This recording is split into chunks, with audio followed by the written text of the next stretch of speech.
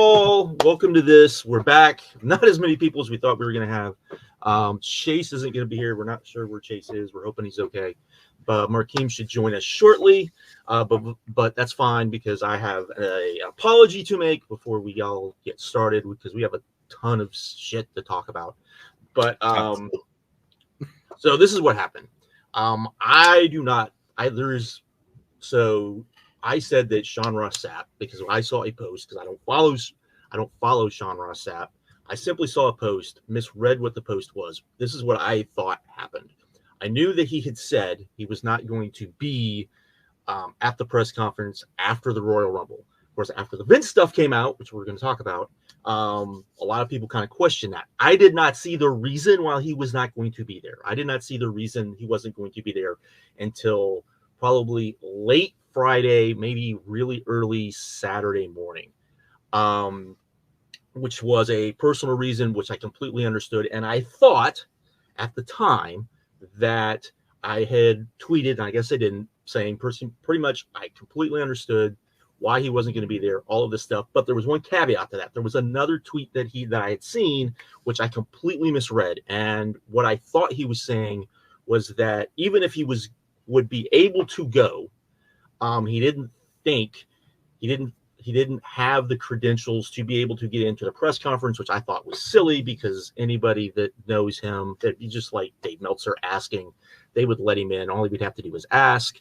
So I kind of called him out on that as well. Basically, I was wrong on all counts. He got upset, rightfully so. But I wanted to apologize. I wanted people to understand what happened. Even when I apologized, I still thought the original thing that I saw about him, but the reason he was saying, the other reason why he said he wouldn't be able to go anyways because of the credentials thing, I thought that was silly. I kind of called him out on that too. That was wrong. I completely misread that. There's one of the Fightful guys reached out, Paul somebody, I think I don't have the tweet. So, or on Twitter, the exchange we had, but he actually reached out, was like, Sean never said that. I went to look for the tweet that I originally saw. That's when I realized I completely misread it. Sean has every right to be pissed off at me. There's no doubt about that. So I just wanted to come on here, apologize again. More people will probably see this than saw the original tweet. So there we go there. Now we can talk about Vince McMahon and all of it's completely. None of you will know this, but I guess if you kind of follow me, because I kept updating like what we were going to talk about. Like originally it was going to be Okada, and then it was going to be like the Royal Rumble, and then it was going to be the Netflix deal, and then it was going to be right. And stuff kept moving, and then we get Vince McMahon, and Vince McMahon is not a funny thing. It was just like everything just kept happening in the last 2 weeks. So I'm sure everyone that's watching this knows Vince McMahon resigned because the person that the Wall Street Journal originally kind of just story was about filed a suit because Vince McMahon, in all of his genius, decided to stop paying on her NDA because he thought originally, I guess he thinks that she's the one that contacted the Wall Street Journal. If I remember right, a year and a half ago when all that broke, the talk was it was somebody on the board that had leaked the information to the Wall Street Journal. So he stopped paying her. She filed a suit. The suit is not good for TKO. It is not good for WWE. It only really lists Vince McMahon, John Laurinaitis. It lists other people. That's why Brock Lesnar was talked about. He's not in there by name, but the description, he's the only one it could be. Because he's a former UFC champion. Yeah, it's like he's the only UFC. I think it says heavyweight champion, right? UFC heavyweight champion they were trying to resign. Who could that be? Yeah, it was either, there's only 2 UFC champions that would be there, and I doubt one would, And the other one's not Dan Severn. Yes. Right. It's not Dan Severn. So anyways, all of that happened.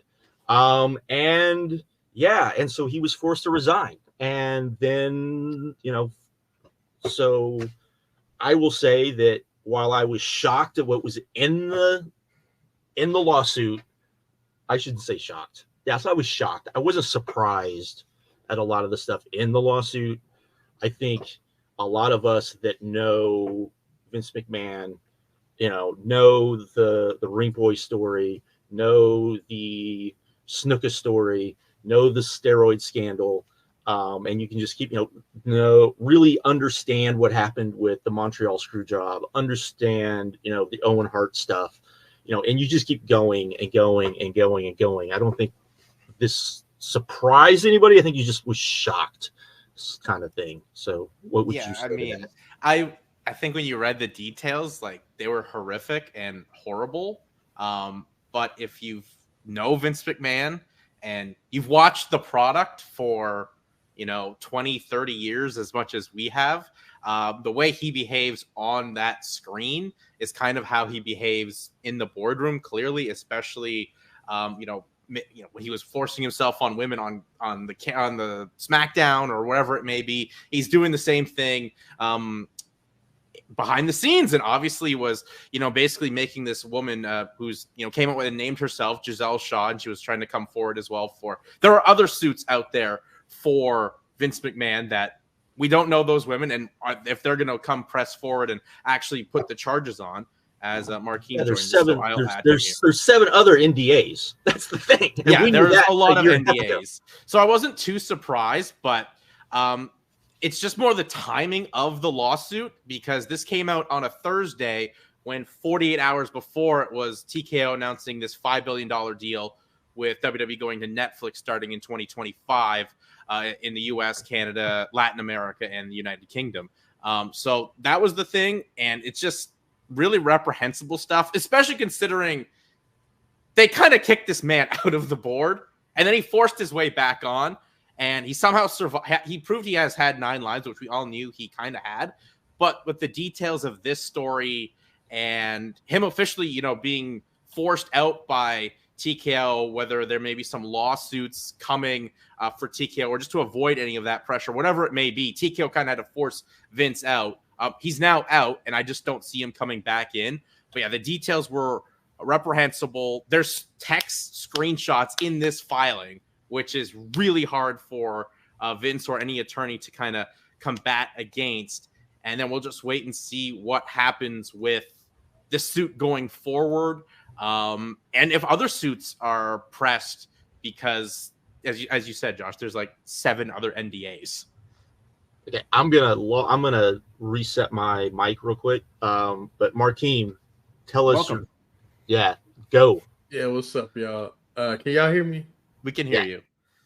Okay. Again. All I want from this whole fiasco is for people to maintain the same positions that they've had with anyone else that has been accused of. I mean, this is a different ball game because of how deep it goes, because we don't know the extent of how deep this thing actually goes. All we know is Vince, offered a female up. If you read those messages, we know about unnamed UFC champion and former WWE champion Brock Lesnar. But we don't really know how. I don't really have a whole lot to say about it. My whole thing is that I just want to know how deep it actually goes before I actually say anything. But I just want, now, can we stop coddling how we cover Vince McMahon? Vince McMahon is a sleazeball. Vince McMahon is a slime ball. Vince McMahon is everything that we have all said for years and years and years. And this is how he needs to be covered now. He needs to be covered like disgraced rich guy, not the man who, made wrestling mainstream, not the man who is responsible for your fandom, all that. No, he is the way people talk about Harvey Weinstein. It's how we should talk about Vince McMahon. The way people talk about Bill Cosby is how we should talk about Vince McMahon. The way people talk about anyone you could think of, you name it, Woody Allen, Brett Ratner, all these people. The way people talk about them is how we should discuss Vince McMahon. And if you don't, I can't respect you. And even if you decide not to, you have to at least acknowledge that this is what's going on. Or don't say anything at all about it. You know what I mean? That's just how I feel, man. But I'm waiting until more stuff comes out. I don't want to say everything because again, we don't really know the full extent of all this. So well, I think the thing is just that this incidents happened also in the boardroom when work was going on and people knew about this and were kind of hiding these details, which is, I think, the more shocking thing about the culture that was going on there. And I've seen a lot of clips posted from the 1992 like Ring Boy scandal about like this kind of stuff was going on in the company, you know, even some 32 years ago, and the culture hasn't changed. Now, granted, most of the clips are from a guy named Murray Hodgson who proved out to be a massive liar. So that kind of hurts the validity of those statements. But it seems as well the culture that was around there at WWE, then WWF, is still kind of there, and people were defending Vince, hiding Vince, you know, and all these stories are starting to come out. And who knew is the big question now. Who knew? Are there going to be more lawsuits of people involved in the company that were working there? And you kind of see, did they know? Yeah, what extent did they know? And you've kind of seen even this week, just like I the hope TKO stock is taking a huge hit. Like, I hope people are ready for a lot of their heroes to not be, you know what I mean? Because who are some of the bigger stars? Like, you know, I don't want to throw out names or anything, but it might be some people that everyone loves that you're going to find out some horrible things about. So remember that. Remember the videos that surfaced at that birthday right after he got thrown out. That's all. I will leave it there. But I think the other, like you guys were kind of talking about, I think, you know, you look at everything as far as like the culture, and the thing that kind of dawned on me, I just kind of remember, you know, 2008 when Dave Meltzer got completely just crucified for pointing out that Peyton Royce got plastic surgery done. Now, he did it in a absolutely, like, he was trying to be, I think, not say certain things, and it came off really bad. And, you know, he deserved to get, he himself has said he shouldn't be defended. Oh, that's when he said she looks 2018, not 2008. Right? What, yeah, 2018. That was when he said she looks better without the implants or something like that. Yeah, or she didn't need them. He was basically like, but a lot. The thing about that is that people completely missed the point, especially like people in like the wrestling media sphere. What he was trying to point out was that there is this culture, and this culture had been there forever, and that maybe, you know, it was time to fix that culture. And it completely got, like, just nobody paid attention to it. Well, that's because Dave can't talk. Yeah, well, I know. I mean, and we know that. And then, like I said, I'm not trying to defend what Dave said. I'm just trying to say, if people would have been paying attention, if people would have paid attention to the right thing, we would have had this discussion then.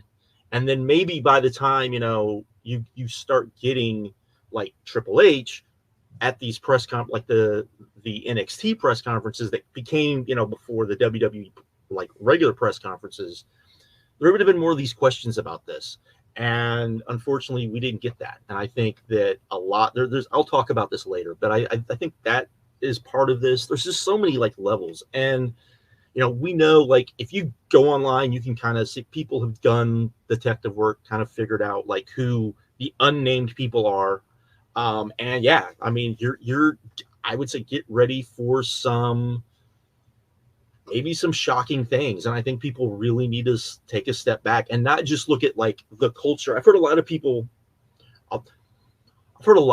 talk about like the culture there, and they focus on Vince McMahon, and they're not focusing like on other parts of the culture there that have been a problem as well. I think Ronda Rousey's tweet was the saying like Ronda's Bruce tweet, Pritchard just basically the puppet for Vince when Vince was forced out of the company back in, which a lot of us thought anyways, like even the people like a lot of us thought. And, you know, and unfortunately, you know, the questions that should have been asked, you know, when he first resigned, you know, are just now having like Dave and Sean Ross Sapp, and I'm sure Wade Keller and Mike Johnson are probably the same way, of saying, okay, well, now I'll start asking more questions and finding out who, you know, seeing if I can find out who knew what and who knew what when. Well, where was this a year and a half ago?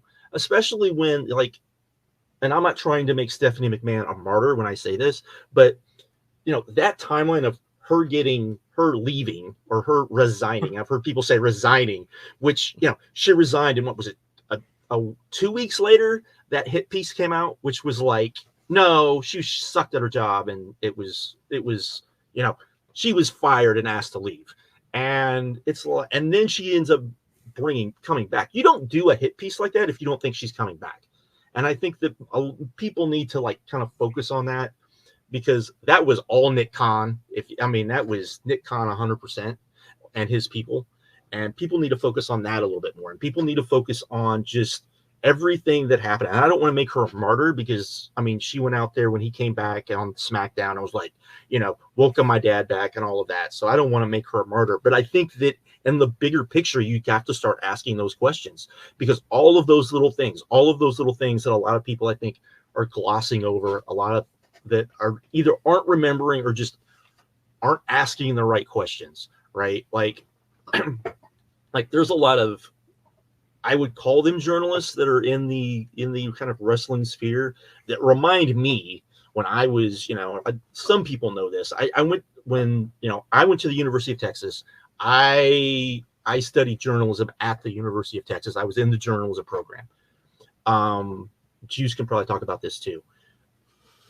People that are in those programs aren't always just going to be journalists. You have people that are wanting to be press reps. You have people that are wanting to, go to PR departments, all of those sorts of things.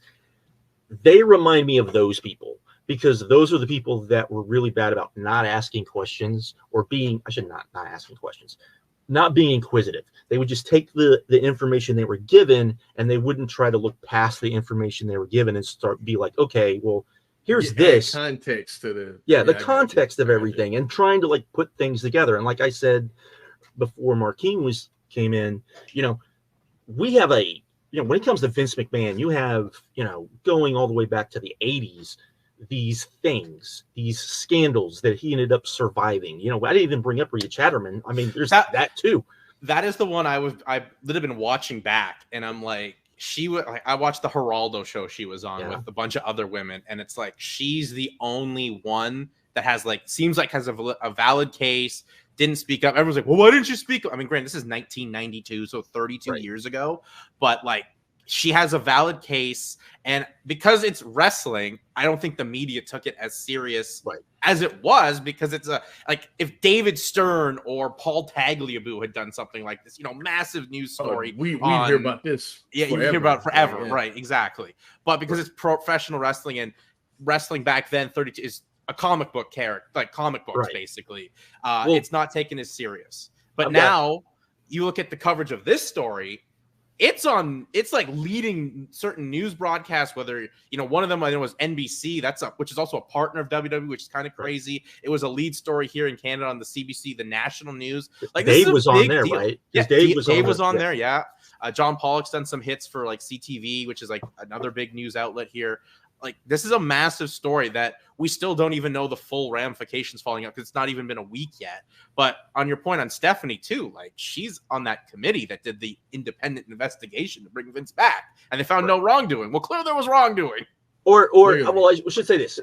They apparently So Nick Khan, Stephanie, Triple H, and whoever the CFO was.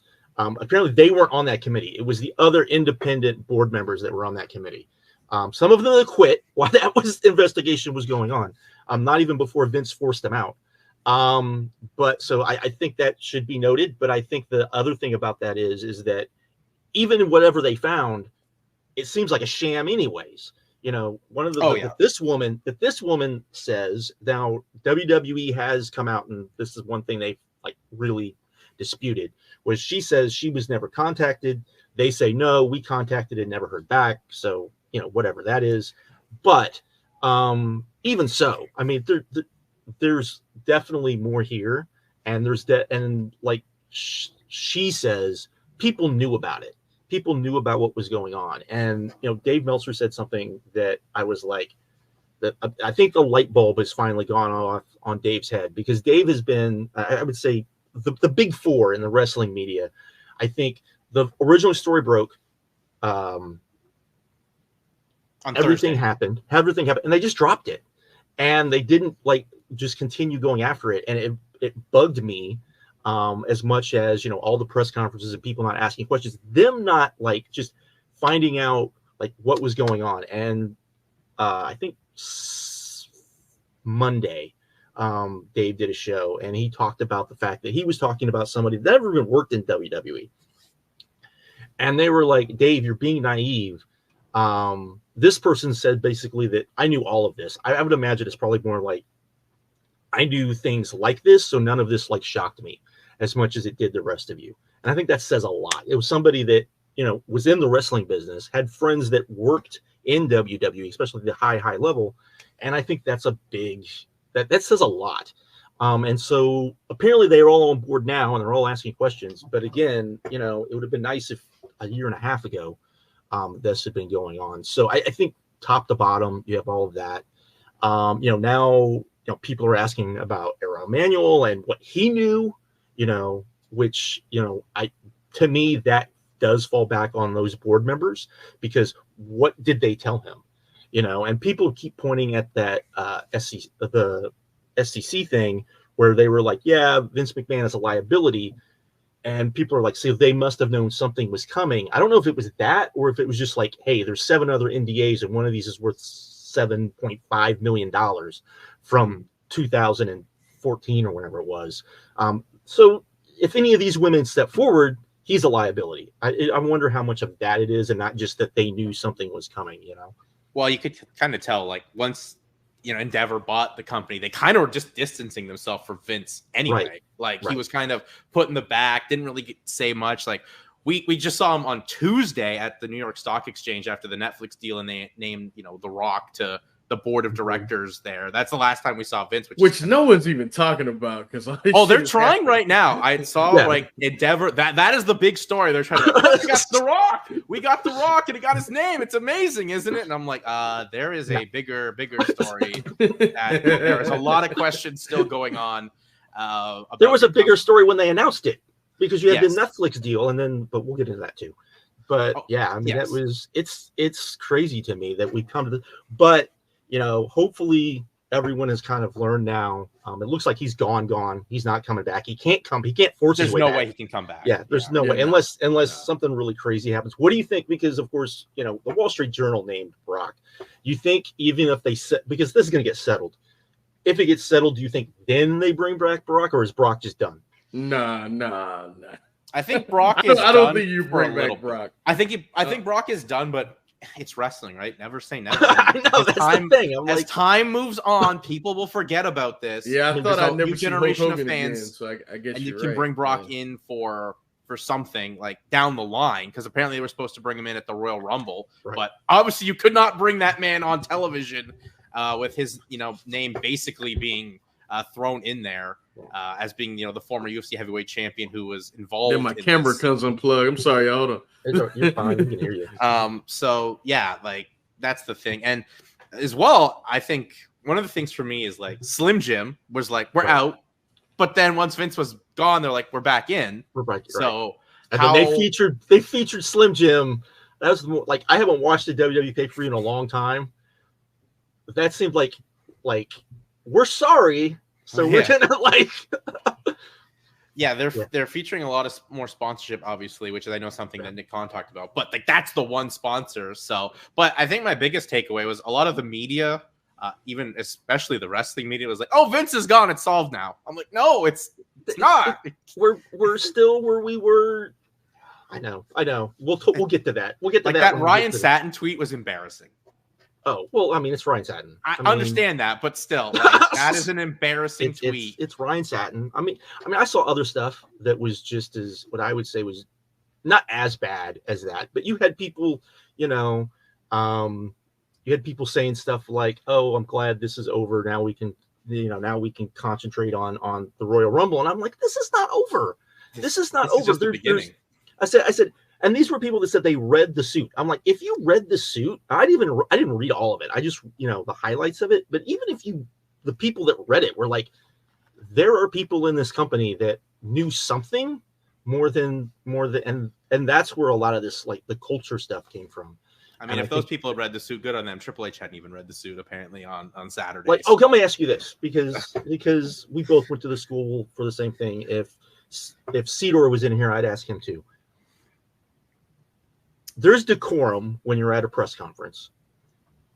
But when he said that he hadn't read it, that's awful. I so wanted because now he's flat out lying. I so wanted someone just to yell out, "You might want to because it looks like you're in the suit." Yeah. But even like if he wasn't in the suit, like you're a high up executive at this company. How have you not read this? Or even read an article about it or something? And just to say, I want to focus on the positives, like, oh man, like that's just. I guess we should get into that disaster on his part about the presser. Yeah, I don't know what's going on with my camera, y'all, but can y'all hear me? It's fine. We don't have to have a camera as long as we can hear you. Cool.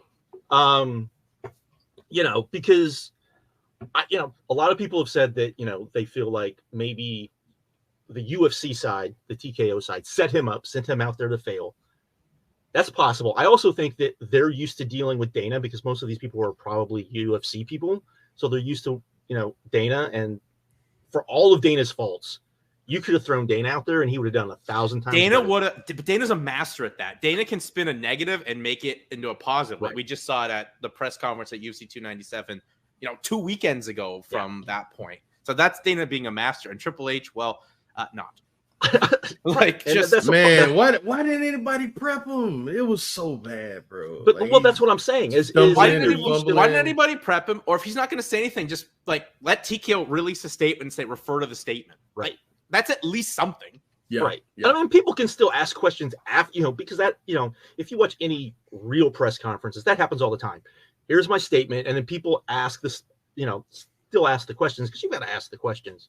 But because and I'm not trying to defend Tony Khan when I say this because he did his press conference. Do you have to ask the questions, Josh? We're gonna get into that too. We're gonna get into that too. And he got asked about Jericho while he had the hat and the sunglasses on, and did not have the wherewithal to take them off, which is what he should have done because his answer wasn't bad. It was just the visual of him still having like crap on. And that was still bad. And Triple H made that look like night and day difference. I'm going to say this comment here from G Nation. Cody Rhodes' response is more credible than the false prophet. Like facts. Yes. Like Cody handled that question very well that Nick Hausman asked him at the press conference. And props to Nick Hausman, who we ripped. Yep. Yeah, we came on here and tore him up. So he did good though. Hausman asked a legit question. Brandon Thurston and it was a question I don't think people had thought of either. That's the other thing. It was a great question as well for Cody too, being in a former executive at AEW and stuff of that. Because that's not even because I will say this. I've been telling people that I think Cody, there's two people that I think were talent that you should have asked questions to. One is Paul Heyman, but they're not going to put Paul Heyman up there for various reasons, even though he probably would have done better than Triple H did. I have no doubt about that. But Cody was the other one. And the reason why I say that is because if you don't know, Cody was personally recruited by Vince McMahon. Yeah. And so that's why I think, even though I don't think anything happened, I don't think he did what he did with Brock. But I think that if he I certainly hope not. Well, I would be beyond shocked. I think we're really speculating now. yeah, we're really speculating. But I'm just saying. Okay. Yeah. But what I'm saying is I think because of that, because he was personally, recruited by Vince McMahon, I think he was open to some questions. And I thought Hausman did a really good job. Seahawk, who we came on here and we kind of ripped as well. He asked at least he asked a question. I'm not going to say it was a great question, but at least he asked almost the exact same question that Tony Khan got asked. One of the three questions that Tony Khan got asked was one of those. And I think that's perfectly good and perfectly fine. You had, of course, Brandon Thurston, but everybody knew if he got the mic, he was going to ask. And then Alba, who I think everybody, I don't have to agree with like how he views pro wrestling, but he usually does ask very good questions, and he does know the stuff to ask. So props to them. The problem, of course, is that they were not the only ones to ask questions. Oh my God. We had a question to Triple H during the biggest scandal this company's had since Chris Benoit in 2007. Is this the best generation of wrestling? What are you doing? Like, you're at this thing. What now? Why are you asking this question now? Like, what? And here's the thing: John Alba was like, he tweeted out before the press conference that he was that they were trying to get everyone together so that they could have a game plan so that to address this.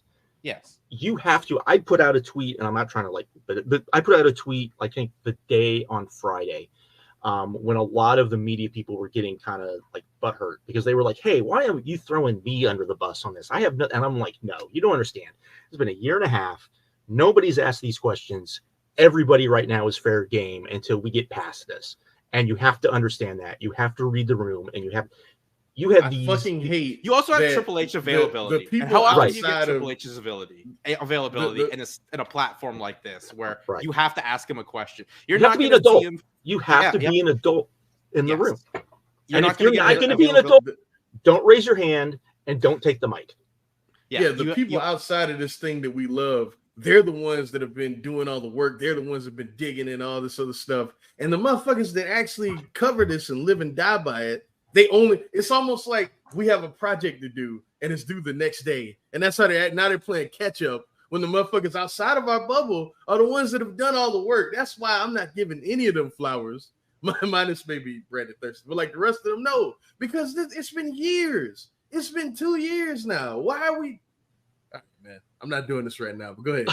I thought Brandon Thurston, though, had a great tweet post the press conference about the state of the wrestling media. It's you have to ask questions about this. Like, I understand, we're all media here and whatever, but we can't be asking questions that have nothing to do with a major topic of this magnitude right now. And I'll say this, the lady that asked the Netflix question, is that a question you should have maybe asked? No. But if you're going to ask a Netflix question, you don't ask a softball Netflix question, especially since by then we were, 2 days from the Netflix out. And people had already started being like, wait a minute, maybe this isn't the great, wonderful deal we were told it was. And if you wanted to go, you know what, I don't want to ask about this, but the Netflix thing is a big story because it is. And there are questions about this deal because as it looks like there's a lot of like sketchy stuff about this deal that maybe not that it's a bad deal, but it's maybe not this wonderful deal that they were saying. I can understand that. But it wasn't even that. It was a softball. Hey, tell us this great, wonderful thing about the Netflix deal. And you can't do that. It was trying to fill the narrative that Triple H eventually would say, we're trying to focus on the positives. Right. Like, you're just trying to highlight, hey, we got this Netflix deal. And to further that point, you had people come to these people's defense. And I understand that they were probably getting, absolutely like not just criticized, but beyond that, because it's the internet. But my thing to that is, and I know people don't think this is fair, but this is the way it is. If you're going to have a social media presence, you have to keep in the back of your mind at any point in time, the absolute worst people from the internet can come after you, and you better be able to handle that. And if not, then I don't know what to tell you, because unfortunately that's how the internet is. That's the reality of it, and you need to understand that. But to the people that came to their defense and all of this thing, and I felt like this for a while now. If you're going to come to their defense, the first thing you need to say is, you know what? I am sorry that we as wrestling media have failed as a group and you were put in that position. That should be the first thing, because that is what has happened. We've gone a year and a half without any of these questions, without any of this stuff that by now, like if you had been asking these questions, a lot of these questions you'd be asking about Vince McMahon, but a lot of this other stuff you would have Triple H on record on some of this stuff. Which meant that now you have what he has said on record, on public record, and then what's in this lawsuit, and they don't match up. So now the story's even more of a thing. But we didn't get that. To your point about to Markeem's point about people not following up on this, I think that's a big issue to me, because I think part of it is, we heard the stories that when the first allegations came out and he resigned and came back, that there was this Real Sports piece that was being worked on because people were being interviewed for it. So we know it was being worked on, and then nothing ever came of it. I think you had, Dave, Sean, Mike Johnson, Wade Keller. I think they probably thought, hey, we'll hold off because it looks like these people are going to go, including the Wall Street Journal, maybe do follow up, and we'll let them take the ball because that would be better in the long run. by the time you were like 3 months out and it looked like that wasn't going to happen, you kind of needed to pick up the ball yourself and run with it. And none of them did that. And I think I think that's a criticism for all of them. I think everybody, I think even us to a degree, deserves some criticism, because let's be honest, if we were doing this, if we just said, you know what, we're going to do this every month 10 years ago, we would have, there's no doubt, we would have a big enough we following. would be these fools, man. I keep saying that. Like, right? I mean, and I don't think that's tooting our own horn. I think that anyone that has followed any of us, and you know, it's a bigger group than I think people even think, because there's probably like 15 of us when you get us all together. You know, we would have people at these pay-per-views. There's no doubt in my mind. There's enough of us. We all live in at different parts of the country, in some cases different parts of the world, that if we would have people at these events, I have more faith in Jim, and I'm not trying to throw Jim under the bus. I have more faith in Jim to ask at least a question about Vince McMahon and all of this stuff. Now, it might not be the best worded question. It might not be, you know, Jim will ask though. Jim will ask. And, you know, so I do feel kind of like, not that we're responsible, but I think to myself, you know, if we had done this, where would we, and we would be this. So I can without a question, because I know I would be like this. I know Juice would be like this. I know if Eric was still around, he would be all like, no, if somebody's going to go, they got to ask a question. If not, then what are we doing here? And not just him, you know, like I said, Sean Sedor, who's been, I mean, for those people that don't know, Sean Sedor has been in like our orbit for decades in a lot of ways. I don't even want to think how, Sean. I don't even want to know how young he was when he was like following us. He would probably be part of this little group of ours too. And there's enough people that understand how the media works and understand how it should work and all of that thing, that I think we could hold ourselves to that standard. And the fact that for so long now we played this game of, you know, we're not going to hold ourselves to those standards. And the thing that people need to understand about this, and Juice will understand this, even if we're this little pro wrestling, like if you saw the Bill Simmons interview that he did with Larry David, and Larry David's comments on pro wrestling, right? So I just listened to that. Yeah. What? I just listened to that today. Yeah. If you listen to that, like that gets you in the context of like how wrestling is kind of viewed. Like I hate talking like the type of like the really in-depth pro wrestling stuff that we talk about to people outside, because they look at you like you don't just have two heads, you got like 3 or 4 heads, because they're like, what the fuck are you talking about? So there is that. And I think that if you had enough people asking these questions, even if the rest of like the outside media was ignoring it, there's enough of those people at these press conferences too that they would probably start asking questions of, wait a minute, why do you guys keep asking these questions about this stuff? What is it that we don't understand? And I'm going to bring this something that I was going to bring this up before and I forgot. Something that David Bixenspan told me. And I'm going to say this, and people can think of what they want.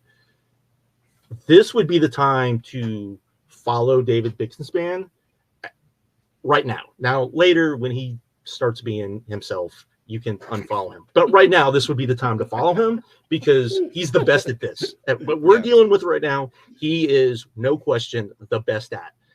He brought up to me something I did not know.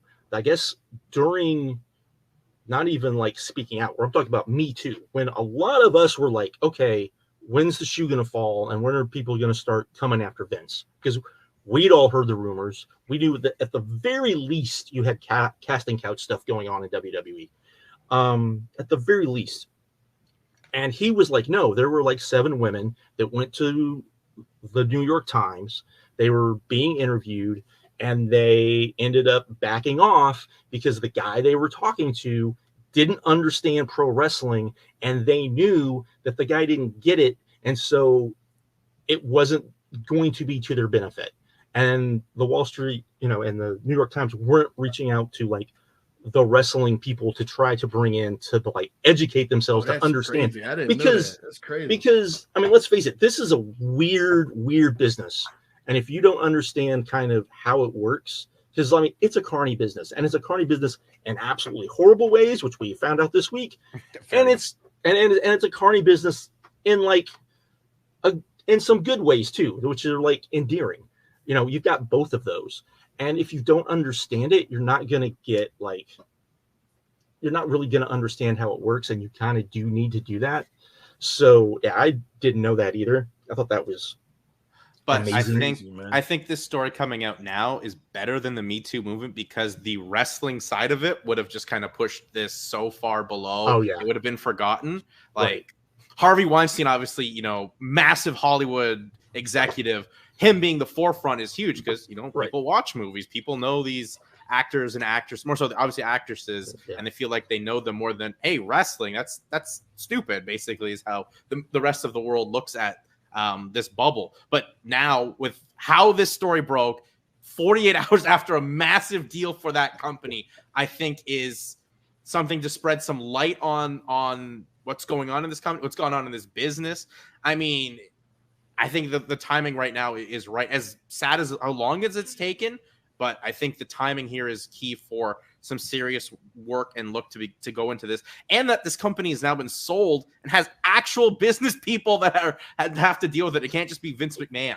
Right. So I think that's a big and factor. his little cronies. That's a really good point. People, and his little I think so too. I think that it's sad. It's sad all the way around. I think, like, you know, I said this the last time we did this, that I thought that, you know, everyone had kind of failed the wrestling business when it came to, you know, because we were just talking about like the presser, and none of this had even come out, that you still had this, and we, you know, and that we had, because we could go forward, because really, you know, in pro wrestling, you had speaking out until Vince McMahon is like gone and all of that within WWE is fixed. That's not done. You know, I mean, you can't just be, oh, well, it cleaned up it kind of cleaned up the indies and maybe affected ROH and TNA, but for it not to, you know, we said this last time, you know, it's got to change, you know, anything that might be wrong in AEW, and it got to change everything that's wrong with WWE. And until then, you've not fulfilled that promise of what speaking out would have been. So that's how I look at it. Just seeing here, Eric Hawkins puts in, the hardest part, I think, about asking any of these questions is you're not going to get an answer. So it's almost mute to do so. Can't really push someone representing a publicly traded company. Sure, you're probably not going to get an answer, but you still have to ask. You're there. Because even a non-answer is an answer. Is an answer, yeah. Like people don't think that, but, or even if they give like if they go, well, I'm not going to comment, that's truly like not an answer.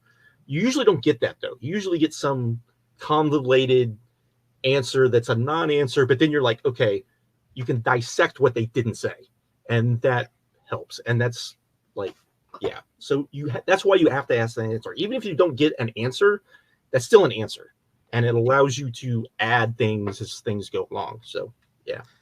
Yeah, I think as well, these press conferences, it's basically you get one question. There's no time for follow-ups as well. Right. So you have to ask a question of serious merit at these things, because we've talked about how dumb these are. And it also helps your bottom lines, like your write-ups. You could say, we asked blank question, right, and response was, yeah. So it actually helps your platform too. Gotta ask. Yeah, you gotta ask if you're there, and especially for the media in this massive story. Like, could you imagine being at a press conference like Roger Goodell be at in like a week or so at the Super Bowl, and he had a scandal like this, or someone representing him, and they didn't ask the question, and they were like, you know, the NFL, great TV deals. You would have, that would be the most hostile freaking. Man, like, Patrick Mahomes just won another title. How do you feel about that? Yeah, exactly. Or I and pretty much anybody watching this, except for probably a few people, and maybe people have seen it, but there's that moment, and I can't remember. It was an ABC reporter. He was an anchor, and then he went to the press corps when the Bill Clinton scandal broke, and he's the one that asked the question, in which Bill Clinton was basically pounding on the table saying, "I did not have sexual relations with that." The famous clip that you the famous clip. You need that moment. Like, you have to realize that, yeah, this is a little silly like thing, pro wrestling, but there's times in which, especially once they got sold, okay, now we're in true adult like serious question type thing, which, you know, that adds, and I know Juice is going to get mad for me this when I say this, but once the company got sold, Ariel Hawani's kind of view on pro wrestling needed to change, because now they are the sister promotion of UFC, and you can't play this little game of, well, I don't cover pro wrestling. Well, you interview people in pro wrestling. Whatever happens with WWE is going to affect UFC in some way. So maybe, yeah, you can't have this little hands-off approach anymore. That's all I'll say about that. I mean, Ariel's banned by UFC basically. Yes, right? but I'm just saying that he's covering the sport from a. I know what you're saying. There's some validity to that, sure, but I mean, his mindset's totally different, and he was doing stuff for, you know, a broadcast partner more so. Right. Well, I'm not even talking about that. I'm not even talking about that. I'm just talking about the way you're just saying the perception from people, right. like he did that him and Pollock did that podcast yesterday, and he basically said that he still views, you know, pro wrestling. You know, I don't really cover pro wrestling, and I'm like, no, you know, they're now the sister. They're now like this with UFC. You can't have that mentality anymore. Like I don't agree with what he was saying before, but you can't do that. You can't say that now. He said some other stuff, and I won't go into all that. But just I would say I think he's the least of the worries right now. Yeah, it's the least of the worries right now. But I don't know. We have anything else we want to talk about as far as like the press conference and? I mean, I thought Cody was fantastic. Obviously, as we talked about, he was a star, and why you want to probably keep him around for a long time as a public face of this company, where he just exudes that charisma that his dad always had, and he just shows his maturity from being an executive in another promotion in AEW before, and how he probably, when he wants to hang up the boots, would be an asset to this company right now. But yeah, I mean, it's just, there's still more details that are coming out. They're horrific details that we know. And this is a story that I think will just get bigger as it goes, because we went from on Thursday finding out Vince had these allegations come out that the lawsuit was pressed, and he's gone by Saturday. Or was it Saturday or Friday? I think during SmackDown. It was Friday. It was Friday during SmackDown when he was announced that he had left the company. So, I mean, that Bill Simmons, Vince McMahon documentary is like, needs another edit. Yeah. It's a full edit. Like, that is going to be an interesting documentary to come out there, because that name is now very toxic, and that's now going to be a broadcast partner for you in 1 year. Right. Yeah, and I think I was going to say something else soon. I can't remember what I was saying.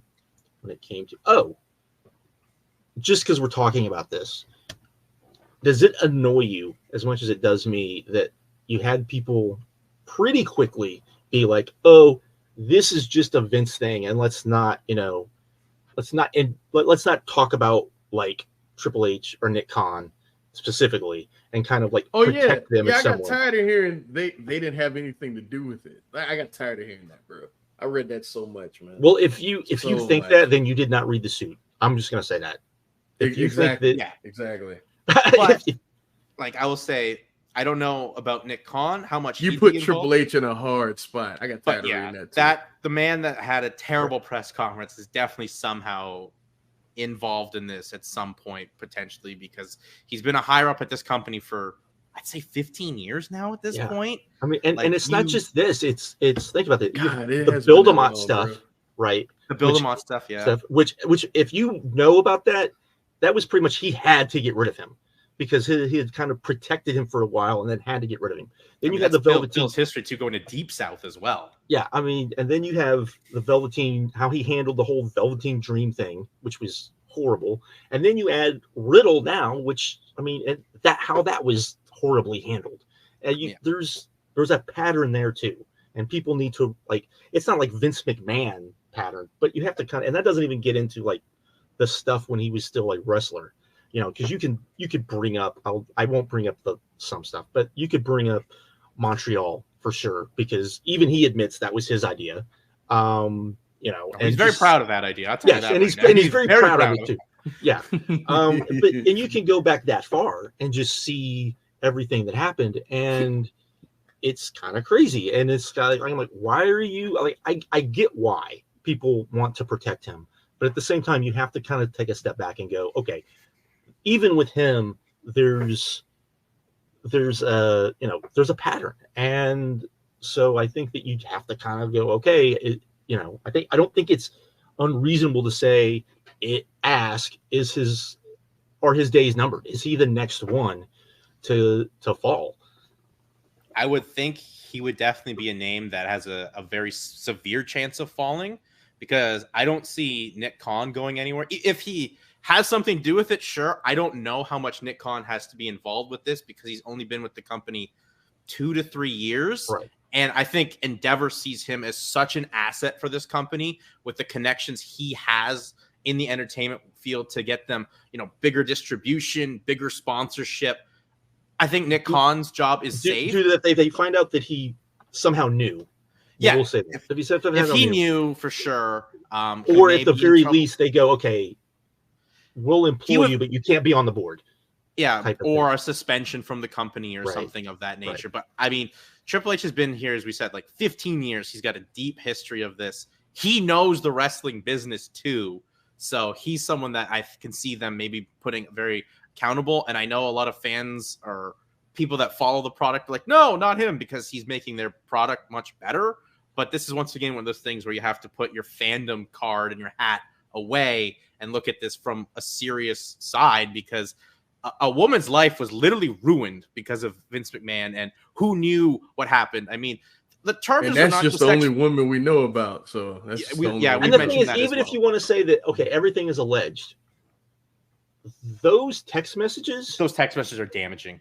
Yes, there's screenshots in there. Crazy, bro. Like screenshots and just awful stuff. But it's more so, I think, just the naming of this. Like, sure, sexual assault's one thing. Sexual trafficking, that is a damning charge to anyone, let alone the most powerful man in professional wrestling. Like, I don't think people understand like what all sexual trafficking means. Yes, they were passing her around. Yeah, but they were passing her around, because people hear that and they're like, "What are you talking?" They think like the movies, like where smuggling like people in the what? country And it's like, I mean, it's like the amount of people too that this woman was to be sent. Like, she was given jobs by Vince McMahon just so she could be there. Like, that's the thing in the suit. She was given just a job title there, then moved over to talent relations to work with John Laurinaitis just so he could be beside him. And then those texts are so damaging.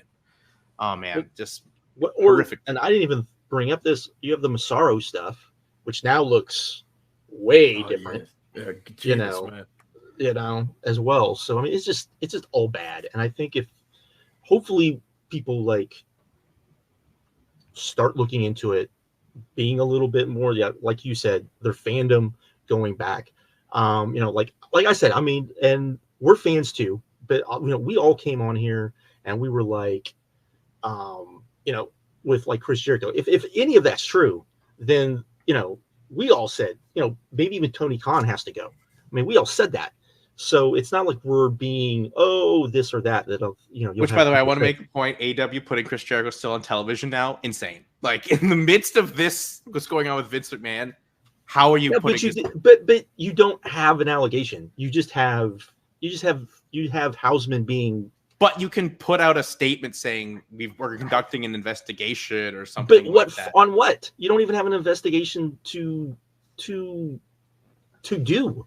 I mean, and to be fair, and we gave Hausman his props. Part of that's on him because of the way he handled it. If he had handled it differently, then okay. My problem with Hausman is him just coming out saying, "I don't like Chris Jericho," where it looks like you just have an agenda already. Like that. Like, you can come out and say, you've heard some rumblings, but say, I don't like Chris Jericho, just makes it seem like you're putting a smear campaign together. And it's a serious thing. But my thing is until you get like somebody actually saying something, and we talked about this last time about all the implications that could be. But we should probably talk about this Netflix. Deal. It's not like with Vince where like there's like allegations and screenshots, and messages and stuff. It's just Hausman saying, "Well, I heard some stuff." I heard some stuff, and then you had an emoji, and then that's pretty much all we have. But anyways, we should talk about this Netflix deal. Which, by the way, right now it just feels like so minimal to talk Oh, about. I know. It's just like everything else. Everything else. Like we're gonna talk about, Netflix, which is an amazing deal for this company. An amazing. Is it? Is it? It's an amazing deal to me in the sense of, in like a year potentially, when like they're advertising a show, the world is watching it on one system, basically. True. That is true. That's an amazing win for them. I mean, what this deal can be, I think, is amazing if they get, renewed for another 10 years, and it leads to a potential 20+ year deal. That's an amazing deal, but there's a lot to kind of figure out. Yeah, and there's a lot to figure out. It's Netflix trying live. I'll give Jimmy Van from Fightful. So when the story first broke, a lot of people were even posting like, "Hey, we'll wait for Brandon Thurston to go through this, and then we'll see what he says." And Jimmy Van, I think even before Thurston even went through it, they may have been on shows at the same time. Just said, he goes, I looked at this, and it goes, not that it's a bad deal, and I agree, but it's not the deal they're saying, because it looks like a lot of this stuff is like a athlete's contract where it's all back ended. You might not even see that money. You got the 5-year thing. A lot of the control is in Netflix's deal, and we don't know what the difference is between what they were getting paid for these international deals before and what really they're getting paid now, because they just lumped it all into one thing. I'm imagining, because the TKO press conference is next week. Is it next week? I'm not sure. I wasn't even aware of that, actually. Yeah, it's the quarter. The quarter. Oh, that'll be a very interesting call. That'll be a very interesting call. Yeah, but I would imagine it'll come up there. The people will start asking, like, "Hey, how much is this really? Like, how much were they getting before? How much are they getting?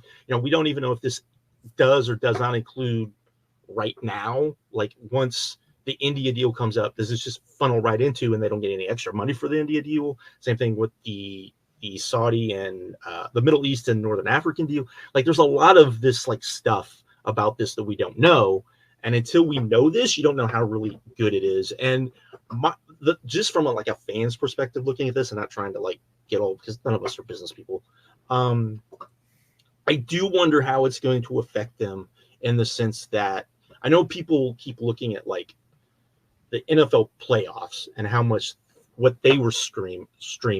The NFL playoffs are a little different than Raw. That's going to be every week.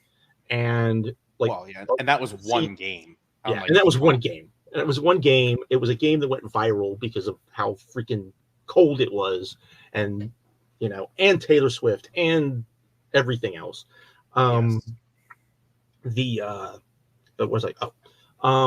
But normally when you go to a streaming service, what they've seen is a 40% drop off on live viewing. So I wonder how that affects WWE down the line, because you've got to think it might in some, and is the show going to be 3 hours? We don't even know if we don't know if the show's on Monday anymore. We don't even know if Monday. We don't know if SmackDown's going to be where SmackDown's going to be. We don't know any of that, and so which plays it's just this big toss up thing, because depending on where those shows wind up, could be Tony Khan could move his shows too. So it's all sorts of weird. We don't know what's going on. Hey, have they decided how they're going to fill the gap at the end of the contract? No, they do not. They have not. We know USA will not air Raw for 4 months, or believe it will be. Yeah, so they still have to figure that out. So is it just it's going to go to Peacock? Is it just going to get Yeah. And well, I mean, I think the thing for me with this deal is at least in the United States, WWE will still have a presence on cable or television. Right. NXT's on CW, and then Raw, SmackDown's on USA. In Canada, starting January 1st, 2025, everything's on Netflix. And in the UK and in Latin, everything is on Netflix. So a presence that has been on TV in this country for generations is no longer going to be on there. And how are you going to find a way to get new fans? Right, because you're not going to have that flip. You're not going to have that flipping from back and forth, unless you even if you believe that you can get new fans through clips on social media, well, I mean, even just like, because the deal right now is with a media company called Rogers, and they have multiple television networks, and they put, WWE talent on there. If there's like a show in Toronto, for example, they're on morning shows or whatever. Like, you're not going to have that anymore. Like, I don't know. Like, that's how you get some new fans, or a son and a mom can watch some clips together. Like, you're not going to have that. Everything is on Netflix, and we'll see how this works out. Though I think Netflix picking WWE as the partner to start like seriously going to live sports. Oh, I think that is the right partner to go with. They proved 10 years ago with the network where we were like, oh, this WrestleMania is going to be so glitchy and whatever, and it's streamed perfectly. And they proved that there's a model for this to work. I think this is the right partner for them to have. It's Raw. It's not like a true sporting event where if something does go wrong, you can put it back up in an hour or whatever, and people can watch it then. But I think that'll be very. I did find it interesting that Dave pointed out that none of these streaming services actually want ratings or the real viewership numbers from Nielsen to come out. I thought that was kind of, which is the thing. I think for WWE is like, great, we don't have to hear about the quarter hours, whatever did this, whatever. I think they're like, fantastic. This is amazing news. Well, everyone was like, oh, we're not going to have like ratings discourse, and I'm like, oh no, because here's the thing: NXT is going to CW, which means there's a possibility that could be the most viewed show in pro wrestling. Very good chance. It's a very good chance that could be the most viewed because that's right? Over the air. That's a main number and 5. We're gonna get that discourse of, oh, look how many, and it's like, yeah, but it's you can't look at it that way. You've got to look at like how many homes they're in and what like WoW gets like, I think right now WoW gets more viewership than anybody but sometimes I think it's like when there'll be Collision this week, but or last week, but they get that much viewership usually, and who the fuck talks about WoW? Nobody does. I mean, it's like, I didn't know it was still on. Yeah, it's on Vice. It's all syndicated. Yeah, oh right, yeah. Okay. It's all syndicated. So like it's like it's like ROH used to be, where they would get good numbers, but it's from all over, and it's weird time spots and all of that stuff. I think the WoW syndication deal is better than what ROH was, where you're on multiple different stations, not just like Sinclair only. Yes, right. So, but yeah, I mean, I think that's the interesting thing. I was wondering how you think. Yeah, because we're getting the TKO. It's either next week or the week after. I can't remember what the date is for the TKO. I think it is. It has to be pretty soon, right? Yeah. It's. I knew it was like it's either the first or second week of February. So it has to be pretty soon. Yeah, because we're definitely way past the end of quarter 4 of 2023. Right, because people were like, oh, and they were like, well, we're going to wait a little bit because we're still trying to figure everything out. So it is. Yeah. It is what it is, I guess, would be the proper thing. So where are we? I guess we should talk about this because you didn't watch the Royal Rumble, right? Who? Markeem. No, I saw the world title match, and my girlfriend was like, "Cut this off. I don't want to." So I didn't see it. Okay. I know who won. I saw the highlights and stuff. Like I saw Jade. I saw Jordan Grace. I saw the Naomi thing, which was cool. I saw the end of the men's one, and that's about it. This was a nothing pay-per-view. Is what it felt like. As somebody that hasn't watched in like forever, this felt like such a nothing pay-per-view. And I think WWE really needs to stop when it comes to the Royal Rumble. They have to stop relying on the surprise element, and they have to announcing people. Yeah, they have to announce I think they've gone back from the surprise element, honestly. Like the women's one, they only announced 6 women for the match. You could tell, okay, there's 20 or 24 spots or 25 spots they had to fill. But the men's one, they've kind of really gotten away from it. Honestly, I understand they're going to probably run another baseball stadium or major one. I think running the stadiums is what's hurting these matches. Yeah. Every time I people couldn't come tell. out, I couldn't tell if it was just like that. If it was in their stadium, if because of the Vince stuff they turned the crowd mics down for right? fear of like something. Some chant, yeah. There's a chance of that, or if there's just like I heard a lot of people say that and I noticed this too. The music's not like dynamic, like the entrance music isn't necessarily dynamic, and so you don't know who people are. That's exactly what Taylor McLaurin kind of said. The music being so bad makes the whole match not work. yeah, it's just because you don't have like that pop, right? Though they all popped for Jordan Grace, which is so like weird. So like she got one of I didn't expect that. I was like, bro, y'all know who she is. like it was kind of weird. But yeah, like the relying on that element of it, I think for the women's match, I think there was other issues with the men's match. Kind of hurt it. Just somebody that hasn't watched WWE like in years watching it, just we continually hear like how much better the women are used in WWE, but that was definitely like clear. You might be putting these people on TV, but it's not quality time because so many of these people were getting like reactions to the point that when Jade came out of all people, she got like one of the like she didn't just come out and like get the pop and here she is. She was one of the very few people that actually came off as like a superstar. I'm really shocked she doesn't have the three. But in defense, I mean, she's come into WWE and they put her on a pedestal already. Like, what a major star! What a major acquisition this is. Unlike, here's anyone that on the roster that came out, like Liv Morgan was 30 and it was like, okay. I didn't even remember she was hurt. Like, right. Well, she wasn't hurt. She was, she was hurt. And then she was hurt. And then she had the drug bust. But, and people said, like, I've heard people that were there, oddly enough, they were like, people were expecting Sasha and she wasn't there. But I blame that on WWE themselves because they should have let it be known that she wasn't going to be there in a way that they could without like disappointing fans. Like maybe she's coming, but she's not going to be here, type of thing. And there were two people that I know that were there, that were in the crowd. And they said, oddly enough, people that have no idea who she is were wondering if Julia was going to show up. So that's somebody that like, none of these people, if she walks out, they're not none of them actually know who she is. Like, I think they would react to her because her look is like so great, but I don't think that they know who she is. But that was something that like dawned on me. It was just like a lot of people there, which is always the problem with the women's match. I did think the women's match was at least structured better. I thought that, so I knew the spoilers, so I'm curious how you thought about this.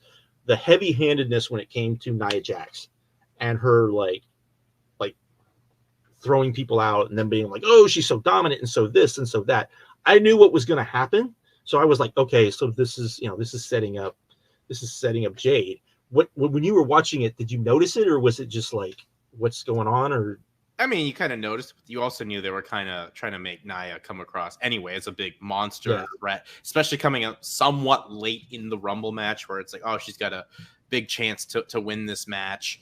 But I mean, I like you liked the women's one a little bit better because they had the surprise elements that make the match work, but they were, I thought it was structured better. They had a storyline there with Bayley coming in at 3 and wanting to. I'm tired of that storyline. For sure.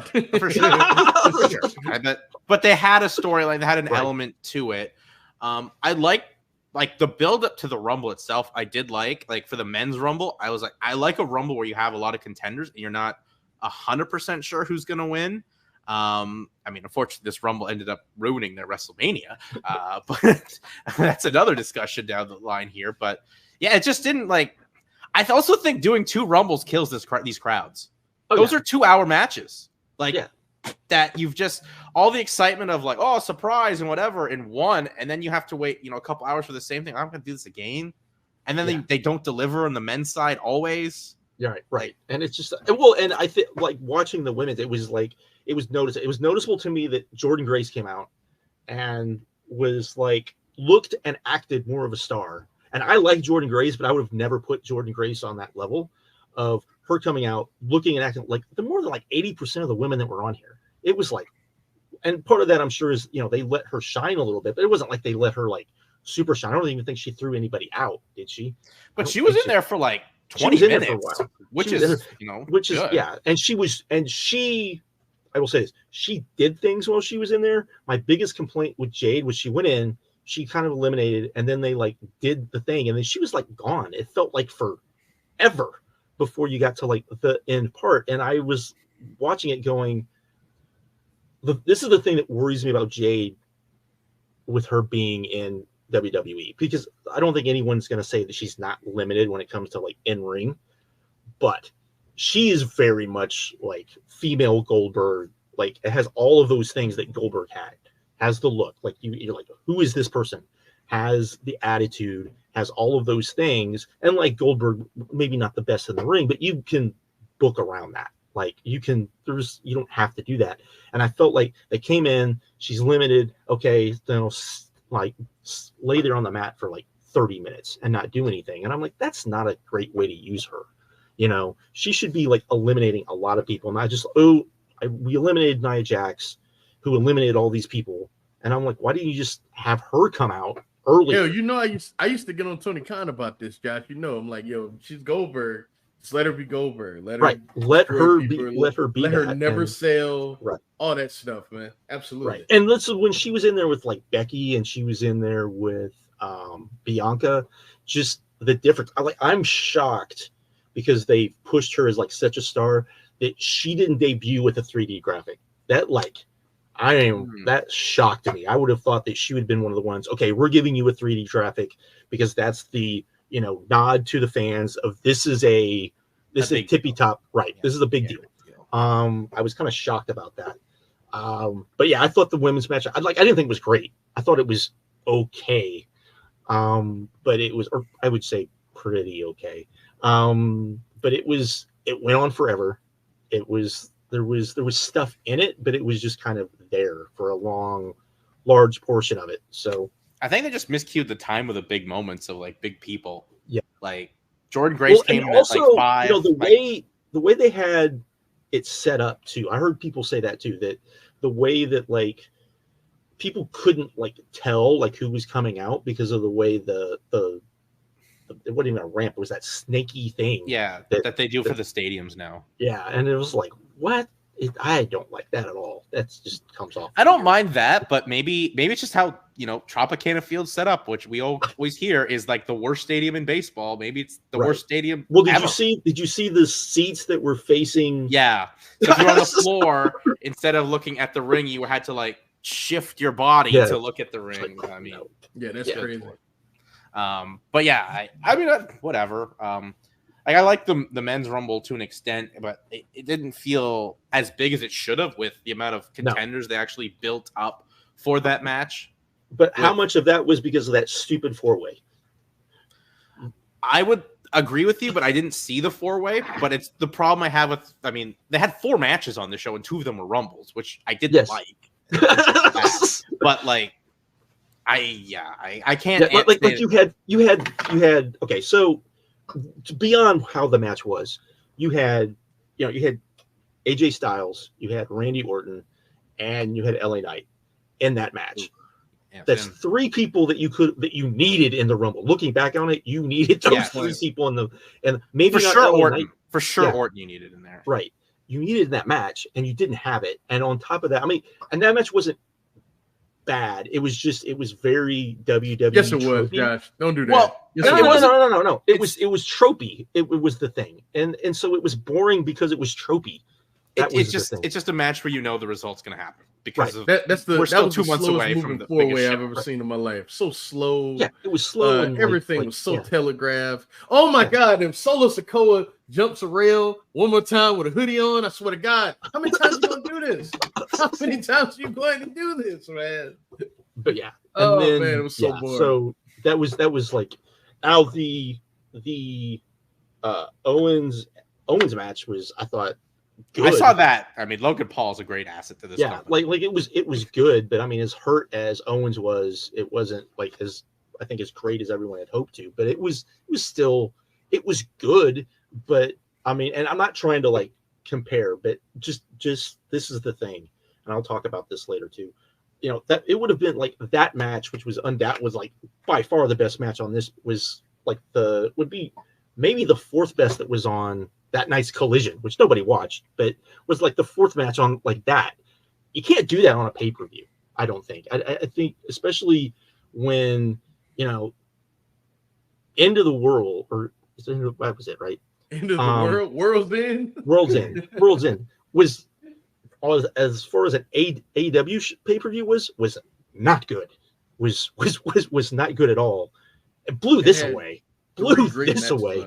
It wasn't good, but it had 3 great matches on it. Honestly. Yeah. So it's just like, but yeah, I thought this was good. I really liked it. I don't think I had seen a Logan Paul match. So really, like everybody else, he's good. Man. He's fantastic. You gotta go back and watch that Roman match, man. Like, dude, oh my God, bro.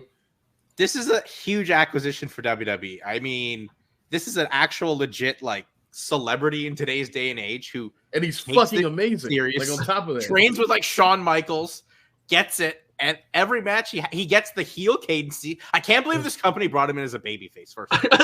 Like, what are you thinking? This is made as a natural heel, and he just gets the cadence as well. His promos are incredible. He's so athletic, and he only needs to work like the 4 main pay-per-views a year, and I'm fine with him. Like, yeah, it was. I was like, everybody had said that, so I was expecting like that match. I had a very high bar for it because I was like, okay, this should be, if everyone what they say about Logan Paul is right, this should be great. And it wasn't great, but I don't think it wasn't his fault. I don't blame that on Logan Paul. I blame that on Kevin Owens working that match with a broken ankle.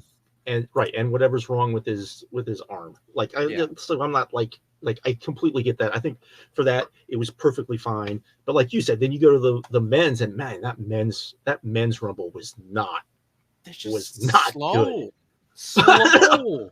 So slow. Like if you know, like here's the thing: if you know you don't have the horses to put on like a star-studded Royal Rumble, just speed through those entrances, right? Just speed through the match. It's going to be a long match anyways, and would make it so much better because you can just have people getting thrown out all the time, somebody coming in, and that Rumble could have used like Gunther at like 1 and do like the Diesel spot and just run through people for like up until like 15 or 20 or something like that. Right. Could have used that. You know what I felt bad for? Ricochet. He came in after Punk and everyone was like, oh, you're now in this match when you had no chance at 28. Like, no chance at all. Even poor Sami Zayn, who was coming back from like an injury, should have got a bigger pop, and it was like, oh, you're here? Okay, cool. Okay, yeah. Like no one believed. That's why I said that. They needed those guys they needed more of the guys from the 4-way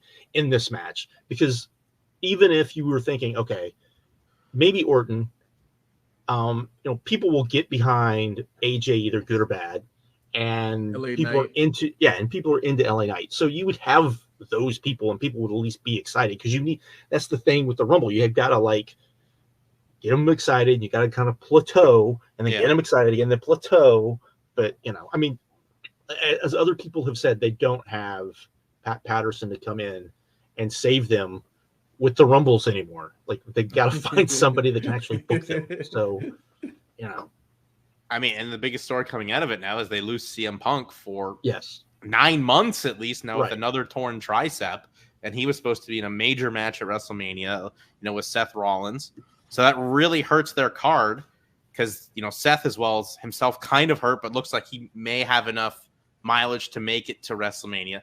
But you bring in Punk. This is the biggest star in the business. I don't care what anyone wants to say.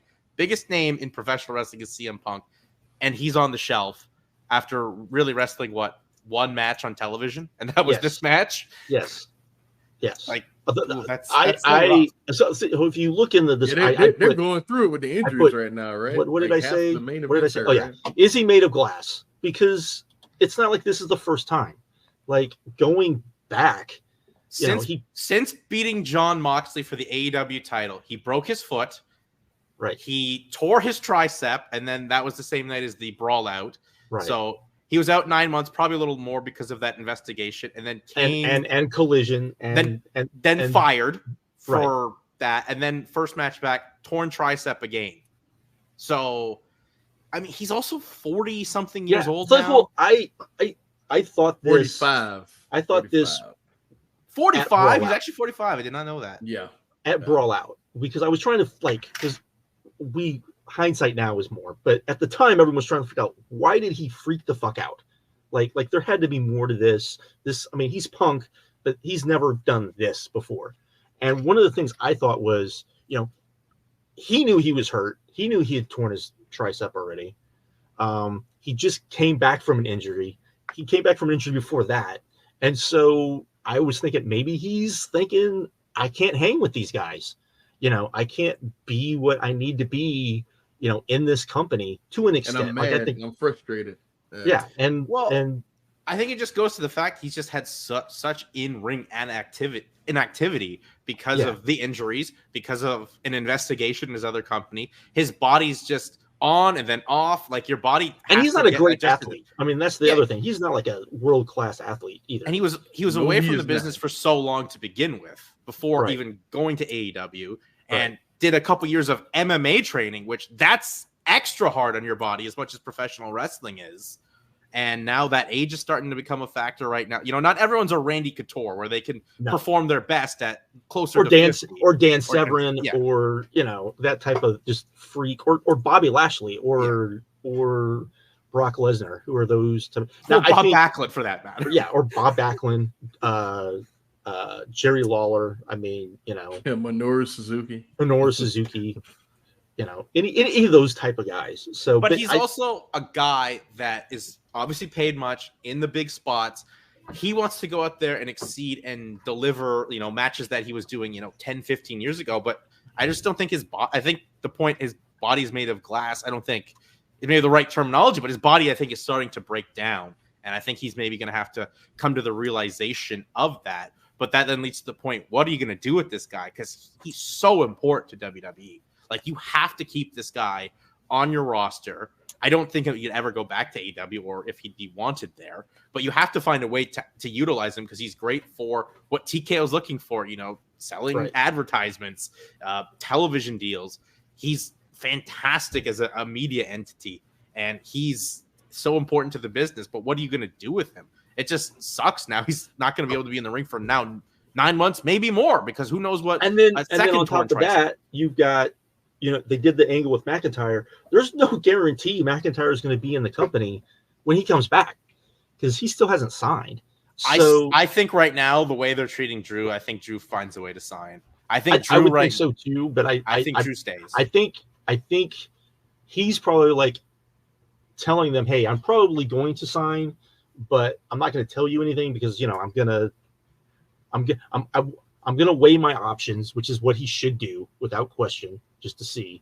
But I would agree with you. But it was a weird thing for sure. But it's also WWE, and it's even with Triple H, they could just be like, who cares?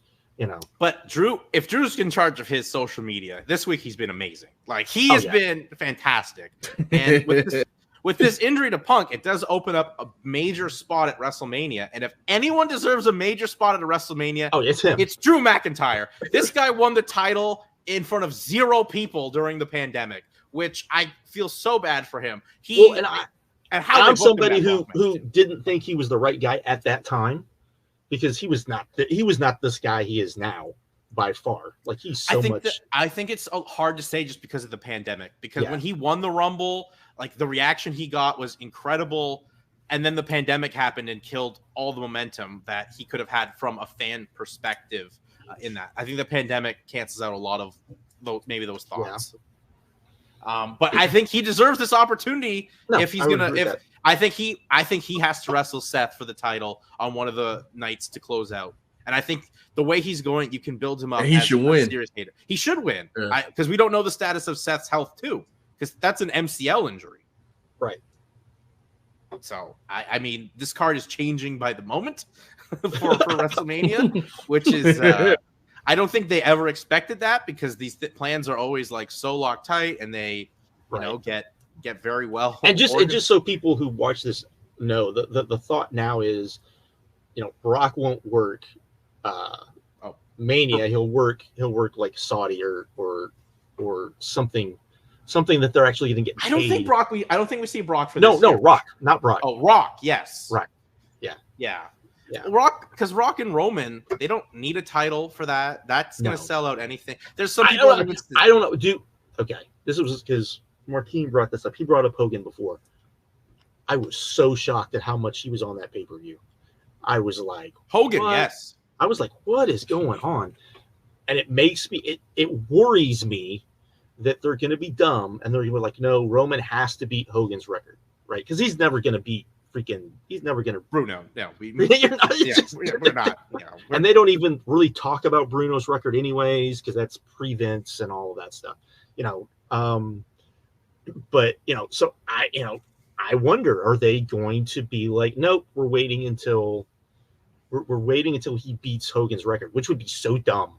So, because I could not believe when I was at work, because I was at work the night that happened, and I could not believe how just not even, they weren't even pissed off, they were just disappointed that Cody lost, and I was like, this is maybe not the best thing. I think because of this scandal that with Vince, I think Cody wins the title this year. I think they actually do finish the story, because I don't think you need, like I said, I don't think you need Rock and Roman for a title. No. That can sell anything. Well, that's what we all said last year too, is that if you're waiting, if the whole reason why you don't want to beat Roman is because you're waiting for Rock, well, you don't need that match. Doesn't need a title. No, he hasn't. Roman hasn't needed this title this whole year. He hasn't needed it. It hasn't fit with the storyline even at all. It would have been better if he didn't have the title this whole year.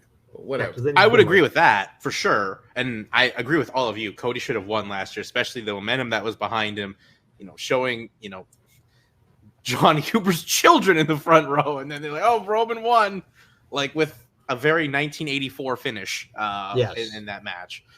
But I think this year they actually finished the story, because I think you want some positive out of WWE. You let Cody Rhodes be the face of your company. You let that guy speak. You let him have his charisma. You let him have the belt. You let him do those media appearances all around. He can be that guy that you want to have having the title and say a lot of nice things about WWE and wrestling and answer the hard questions. As we talked about, he proved it at the press conference. He can handle that. He's someone I definitely see them giving the title to this year. Yeah, I would tell people to maybe stop a little bit, because they were like, well, if something happens to Triple H, he can take over. And I'm like, you need to go back and you need to look at like Cody booking things. Maybe not the best. No. That's not the best thing. Isn't that how was that boxer? That Ogogo program was horrible. Yes, horrific. Where Cody the whole solved racism. Codyverse stuff. Well, most of the Codyverse stuff got really not okay. So yeah, we don't need him doing that. I guess we can finally talk about, which is a massive story, and we haven't even gotten to it, is Okada, because this is huge. This has such ramifications for the wrestling world as a whole. Leaving New Japan, his contract will be up in about an hour. He is working a couple matches. It's up now. It's been up in Japan for like 12 hours. Yeah. So this is a story, because you got a guy, the guy in Japan leaving Japan. There's really nobody close. Well, I shouldn't say that. I'd say Tanahashi, but he's now president of New Japan, so he's not going anywhere. Yeah, the only person I would say draws even remotely like Okada is Naito, and I'd still say Naito is behind. Yeah, honestly. So this is not just a huge loss for, because he's going to either AEW or WWE. We know that, and if you don't understand the reasons why, it would seem that he understands his value. There's nowhere in Japan he's going to be able to get that kind of money. The yen is not good right now. The economy in Japan is economy in the world sucks. First of all, yes, but in Japan it's not good at all. They go look up negative inflation, folks. It's not a good thing. Negative inflation. It sounds like it might be a good thing. It's not a good thing. So I would say that he's like, hey, if I got to go to the U.S. to make the money that I feel like, that's what I'm going to go do. And so, but that leaves a massive hole in Japanese wrestling because he's not going to be there. And that's, and Japanese wrestling after the pandemic has not been strong. It's been, the pandemic decimated wrestling in Japan. I don't think people realize just how bad it kind of did that, because you have New Japan, but you had, after New Japan, you had like Dragon Gate. Dragon Gate is a shadow of what it once was. We talked last time about All Japan kind of up on the rise, but it's not like great. I mean, they'd still be roughly the same sizes as TNA here. So, what does that tell you? And that's would be like the number 2 or number 3. You have Big Japan, all that. Like, you've got pretty much how it used to be here, where you have WWE or you have WWE and everybody else. You basically have New Japan and everybody else, and they're going to lose, or they have lost their massive stars. So they've also lost Will Ospreay because he's now signed with AEW. Like, they've lost a lot of bodies and names. For a company that you can tell is in a real transition phase, which they're trying some new bodies and things like that, which some of it's worked, some of it hasn't. But you're losing, like, if you're a hockey fan, a Wayne Gretzky basically on your team, or a Mark Messier, or you're losing a Tom Brady basically. And it's going to be interesting where he goes, because to me, I think everyone's thinking AEW, and it makes some sense. He's been on their programming, but it would not shock me if he went to WWE because of the amount of Japanese talent that they have on there. I mean, they're starting to do something with Nakamura as well. And their TV partner, Abima in Japan, is like really pushing WWE because they believe the amount of eyes that of the Japanese talent that are on there are helping push. And what better way to get that partner to be very happy than with Okada showing up on Raw or SmackDown or whatever it may be. Yeah, and it all depends on, like, what is he going? Is he simply just want the money? Which I think if he simply wants the money, then I would say WWE is probably the place. If he's simply like, hey, I kind of want to keep doing what I'm doing now, but I want the money, then I think that AEW is the place. His agent is the same agent that Will Ospreay had.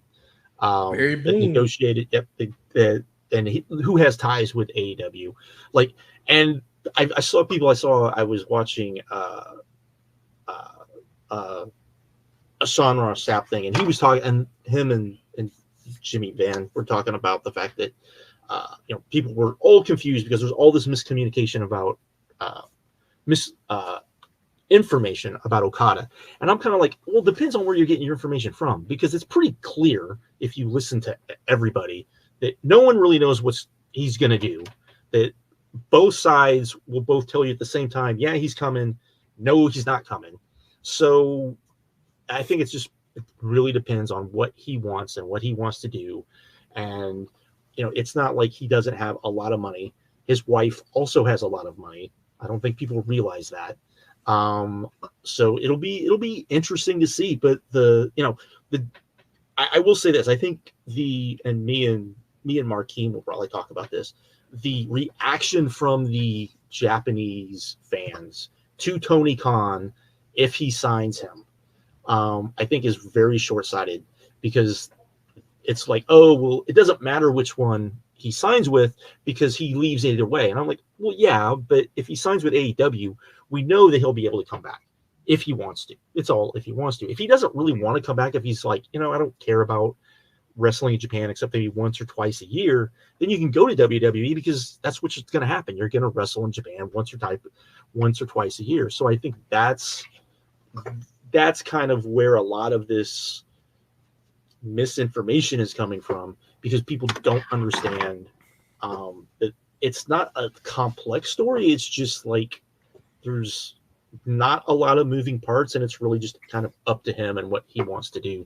It's like, I would put it this way, it's like it used to be with Brock, where is Brock coming back to WWE or is he not coming back to WWE? And it just depends on, like, what, this year I want to go hunting all year round, and this year I don't want to go. I want to make some money. It's that type of thing. Is Okada like Otani, where he's just gonna like, hey, let's be quiet about things, don't leak information, or like it looked like he was gonna all this media report he was signing with the Blue Jays, and everyone here was like, oh my god, we're getting a Otani, and it's like, no, he signed with the team we all thought he was signing with, the Dodgers, and that's what happened. Yeah. This is undoubtedly. I would imagine that's probably. This is awful. Like this is off. Like I've seen people that go, I'm excited he's going to AEW or W, wherever.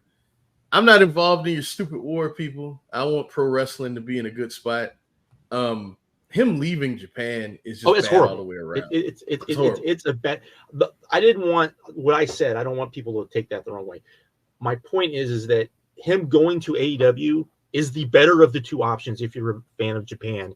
If he plans on wrestling, having like the Mox or the Bryan Danielson or whatever Ospreay looks like he's going to do with New Japan throughout the year, where he's not going to be there all the time. He may only wrestle like 3 or 4 times a year there, but at least he's there. Where if it's WWE, you're talking he's showing up 2 times a year for house shows. That's what's happening. Which would you rather have on that for? You're losing him either way. It's horrible. It's bad. It just shows what state Japanese wrestling is. For people that don't understand this, if you go back to like the 80s, the reason why so much of the top U.S. talent would, like, even Vince couldn't sign them because they would go to Japan, was because the dollar was so weak against the yen that it was better business-wise just to go to Japan. And it was, you did your tour and you were off, and it wasn't like the crazy road schedule that it was here in the U.S. It's very similar to that. And it's just the reverse of that. And we haven't ever seen that before. Even in the 90s, the same thing happened where the dollar was weak against the yen, and it was the same thing. You had the Steiners, the Road Warriors, even Hogan. You had these people, and it was worth more money to them to go to Japan. And now you're seeing the opposite, and it's not. But the problem is you don't have the star power that the U.S. had at either of those times, except for the early mid 90s when I don't think you have that much star power in the U.S. and I think just the business. No. I'm saying that like early mid 90s, 80s, you had a lot more U.S. star power, so those top guys could go to Japan, and it wasn't a big deal. Now, it would be the same thing. This would be like Roman Reigns saying, I'm uprooting my family. I'm moving to Japan. We're moving exactly to Japan, what this or we're moving is, to man. New Zealand or somewhere, and I'm just going to work New Japan. They would be the same exact thing. Or if Cody did that, or Cody was like, you know what, we're going to go move to Australia, and I'm just going to work New Japan all the time. It would be that type of thing. I don't think people kind of get that. So, like, I'm going to Revolution, and I don't want to see Okada. This is going to make me sad. Like, I don't want to see him. I'm not happy he might be there. I don't, no, man. This is all bad. Yeah, it's bad for sure because the Japanese scene just seems like empty. But watching the limited amount of New Japan I saw, I was like, this guy Okada, he's just been there, done that. Like, he doesn't. Oh yeah, well, and that's part of it. So you want to see. He's been there. He doesn't need to be here anymore. He's done everything, and that's part fine, of that is the but in Japanese another era, he would just go to another Japanese company. That's the right. problem, man. That's the problem. Well, and also when you've got the whole Japanese mindset of you don't have a lot of people in Japan jumping promotions like they should. Like, I feel like they should. Like, there needs to be a little bit more aggression on New Japan's side of going after top guys and other promotions, signing them, using them correctly, not being the they're not our guys. There will be now though, Josh. Like, I know they're gonna have to. They're gonna have to, and that's not good, man, because the other places don't have that many guys. Right. Like, imagine right now. Imagine right now, Nakajima leaves All Japan. What does that do to that main event? What does that do? Hip Hop Kakuta or Daga leave Dragon Gate. What does that do to them? You know what I mean? Like, it's all bad, bro. It's all bad. Yeah, but I'm just saying that He's not Hip Hop Kakuta anymore, by the way. He hasn't been for years. But you get for New Japan, that's what they have to do. And you're right.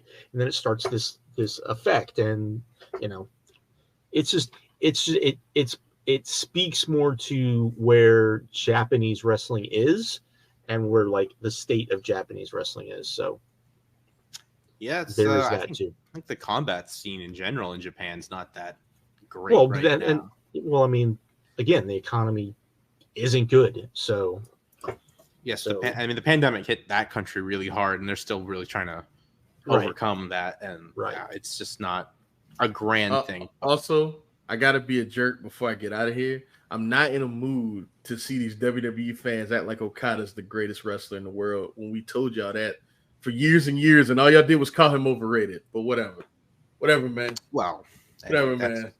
That's just the landscape of fandom, unfortunately, which is out here. But we've known that for like 15 years though. Whether it's now AEW or TNA against WWE, there's fans of that, whatever. But it'll be interesting to see where Okada goes. I honestly think he's going to WWE. I wouldn't be shocked if he went to AEW either, but I feel like it's kind of the same situation. Like, is he going to feel special? Well, to me, AEW has too many guys. Like, any major signing they have, they fall. Yeah, they just fall. How would we book Okada's debut in AEW if he went? Yeah, I don't know. At least WWE would make him feel special, and they would with this Netflix deal. There'd be like a special live event in Japan, like his return. That'd be a big deal. Oh, now if he went to the WWE, the first thing I'm doing is having him face off with Roman Reigns. That's literally the first thing I'm doing. Like I'm not maybe the guy. I'm getting. If right Cody doesn't win the title, which I don't think will happen, that would probably be the guy maybe to take the title off him. Yeah. But I'm getting right to that. Like I'm not wasting any time. First thing will happen. Roman will be in the ring and you'll hear a coin drop. Not wasting any time. Because you got to remember this international. I mean, I guess other than Abima, but Japan eventually may follow suit with Netflix and these other countries. It may just be all Netflix for WWE by like 2027. Like that's a crazy thought to think about. You are watching. I mean, that's what Universal should have done, and they didn't. So, yes, but Peacock apparently is terrible. Yes, it is terrible. You trust me. It's not good. I hate. There's like 4 things that I watch on there because I don't watch WWE, but there's 4 other like shows I watch on there, and it's horrible. It's horrible to navigate, horrible to fast forward. It's just not a good app at all. Josh must watch Poker Face. You watch Poker Face, don't you, Josh? I watch Poker Face. I watch I watch the new Quantum Leap. What else I watch? There's other stuff I watch on there too, but I can't think of what it is off the top of my head. But yeah, it's going to be interesting what happens with him. I mean, as we said, his contract is up. I know he's apparently working some matches for New Japan without a contract to just, I guess, finish up nicely. And then the last match is with Tanahashi. Oh wow! I mean that's very fitting at least. But that's the end of an era there for New Japan. How they kind of missed that mark, really. I think something will happen though. I think that they'll use this time to try and get someone over. Like he'll have the match, and I think someone will jump him. Honestly, or do we get a surprise match with what's his name from TMDK? Who, Saber? Not Saber. The young boy. Kosei Fujita? Yeah. Kosei Fujita. That would be funny. That'd be cool though. It would be good. I mean, yeah, that would be cool. You'd make him instantly. Yeah, I mean, but before you leave, Markeem, I wanted to ask because so I guess like 2 weeks ago, so I can't remember which site released what indies should you be watching, right? What US indies should you be watching? List was horrible. List included stuff like TNA, MLW. List. Not MLW. An what? That is not an indie TNA. That TNA. Is not an indie. MLW. I think WoW was on the list. And then like some just like random stuff. But my point was not like because to me there's not that many great indies left. But to Markeem, how would you describe the state of the indies in the United States now?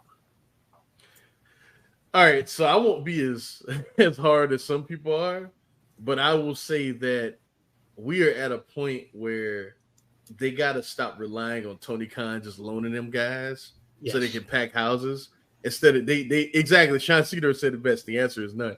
But they now is the time where you take guys like the Adam Priest or the guys in Georgia, like all those guys in Georgia, the workhorsemen, guys like that, because Tony Khan will use them. And then you make those dudes like the biggest names on the indies. Stop relying on Tony Khan to send you a Orange Cassidy, to send you a Swerve Strickland, to send you all these guys that are on TV every week to pack shows. And once they do that, we might be okay. Because I think the Northwest has a lot of talented guys like in Defy and all that whole area. But the problem is that when they book those shows, the main event is like Swerve Strickland versus blank.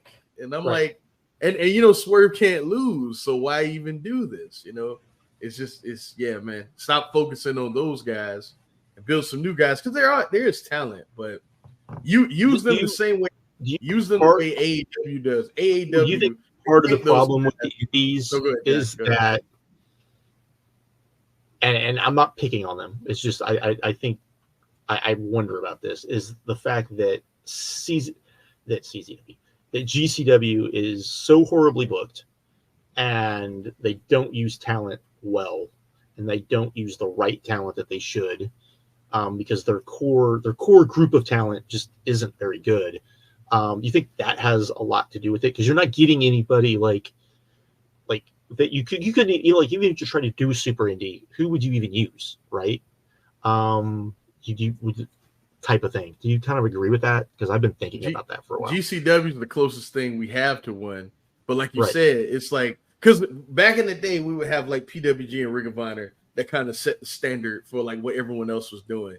Now everyone is trying to do what GCW does, and GCW itself isn't even that great. So that's the problem, you know. Right. And I agree with that. And like LV said, you've got, you know, West Coast Pro, which is good. But not enough people are watching West Coast Pro. But they don't even run as consistently as they used to. Like they don't. Yeah. I mean, the next two shows they're going to have are probably going to be massive. Well, they're supposed to announce a location they've always wanted to do, and some great major match Brett Lauderdale's super hype. Yeah. And like Sean said, freaking WrestleMania weekend looks dire, and that's usually like where you see everything, because it's probably going to be a lot of people flown in from Japan. It looks like you're going to get a lot of luchadors are probably going to be brought in, and then you're like high profile people, and there's not going to be like that breakout guy that you always like hoped for, and so I think it just makes the indies just not very and none of these people are gonna lose. It's almost like the modern indies are like mid 2000s TNA, where they just bring in these outsiders just to beat their guys over and over. Like that does nothing for anyone. Nothing at all. That's a good point. And then the next thing, just so we can kind of wrap this up a little bit. I don't know, Jason, if you've seen this, but the Will Ospreay match in TNA with Josh Alexander, that was like legitimately the best TNA match in forever. I mean, history. I don't know. The greatest match in TNA history? Question. Maybe. I don't know. Maybe. Yeah. So I mean, I think Dave went crazy, but he gave it 5 stars, I believe. He gave it 5.5. I don't care. Okay, Dave. No, this 5, this 7, like Dave. That's what ruined your credibility. I'm not gonna lie, but it's a great match, and it's a major talent like Ospreay getting to work with probably like the best, you know, talent signed to a promotion right now that's not getting talked about a lot, and then Josh Alexander. Like he's TNA Sting, as my buddy JD would say. Like he is TNA Sting, workhorse, amazing performer, amazing match. I mean, credit to TNA for at least putting that match out there, because their product is solid right now. Even though rebranding, logic I don't like.